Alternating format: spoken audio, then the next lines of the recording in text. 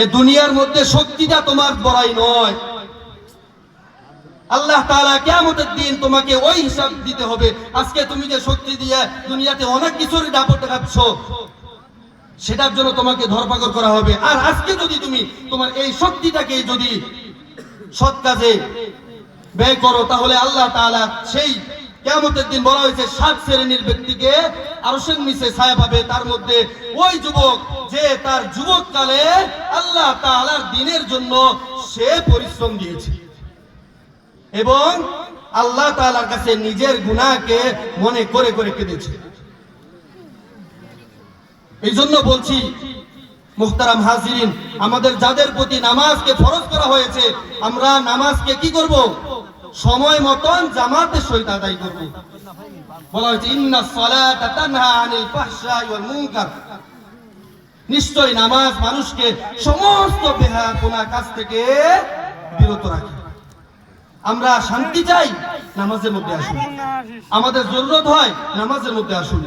নামাজ শুরু করে দিবেন, আপনার জীবনটা আলোকিত হয়ে যাবে। ওয়ালা যিকরুল্লাহি আকবার, এটা আল্লাহ তাআলা সবথেকে বড় জিকির। আল্লাহু ইয়ালামু মা তাসনাউন, এবং তোমরা যা করো আল্লাহ তাআলা সেই বিষয়ে অবগত। এবং দেখেন হাদিসের মধ্যে কি এসেছে, হযরত আব্দুল্লাহ ইবনে ওমর রাদিয়াল্লাহু তাআলা আনহু থেকে বর্ণিত, তিনি বলেন যে রাসূল সাল্লাল্লাহু আলাইহি সাল্লামকে সাহাবায়ে ইকরামগণ জিজ্ঞাসা করা হয়েছে যে আল্লাহ তাআলার নিকটে আইয়াল আমালি আহাব্বু ইলাল্লাহ, আল্লাহ তাআলার নিকটে সবথেকে বেশি মহব্বতের বিষয় কোনটি? সাহাবা ইকরামগণ অনেক আমলের কথাই আল্লাহ তাআলার রাসূল সাহাবা ইকরামগণকে জানান, কিন্তু সাহাবাদের মনের মধ্যে চাচ্ছে হঠাৎ করে যে দেখি তো আল্লাহ রাসূল সাল্লাল্লাহু আলাইহি ওয়াসাল্লাম জিজ্ঞাসা করি যে কোন আমলটা আল্লাহর থেকে বেশি মহব্বত, সেই আমলটা আমরা করব। আইয়ুল আমালি আহাব্বু ইলাল্লাহ, রাসূল সাল্লাল্লাহু আলাইহি ওয়াসাল্লাম উত্তর দিলেন as-salatu আলা ওয়াক্তিহা, যে ব্যক্তি ওয়াক্ত মতন নামাজকে আদায় করবে। সুবহানাল্লাহ বলি। আমরা যদি প্রত্যেক শ্রেণীর ব্যক্তিদেরকে বলতেছি, যুবকদেরকে বেশি করে বলতেছি, ভাই আজকে তোমার শরীরে শক্তি আছে, আজকে তোমার মনোবল আছে।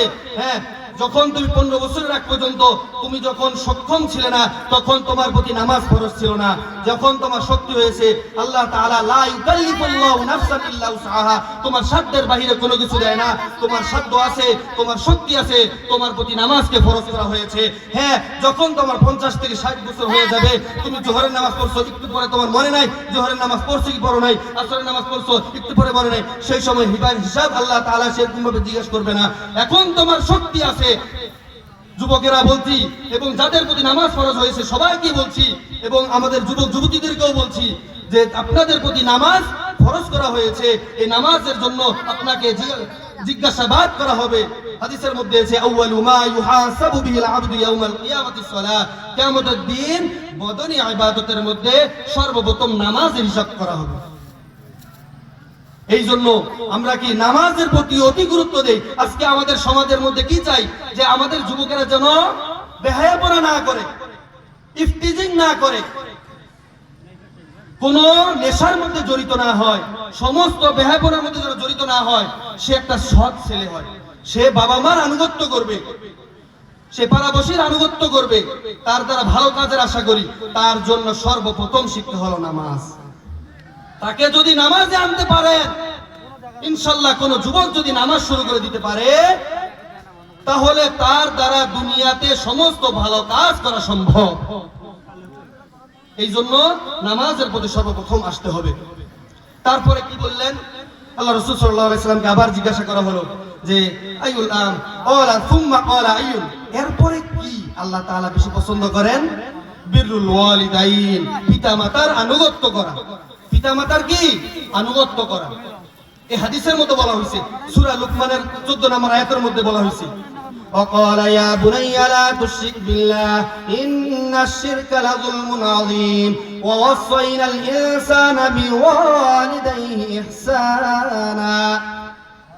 সূরা বনি ইসরাঈলের মধ্যে বলা হইতেছে وقضى ربك ألا تعبدوا إلا إياه وبالوالدين إحسانا। আল্লাহ তাআলা হুকুম করতেছেন। লুকমানের মধ্যে বলা হয়েছে কি যে তোমার সন্তানকে ওয়াকালা ইয়া বুনাইয়া লা তুশরিক বিল্লাহ, হে বৎস, লুকমান আলাইহিস সালাম, লুকমান বলতেছে যে হে বৎস, তুমি আল্লাহ তাআলার সাথে কখনো শিরক করবে না। ইন্না শিরকা লা যুলমুন আযীম, এই শিরকটা হলো সবথেকে বড় জুলুম আল্লাহ তাআলার সাথে। এই জন্য বলার উদ্দেশ্য পরটা, তারপর আগেরটা বলে দিচ্ছি যে এই শিরক আমাদের জন্য প্রত্যেকটা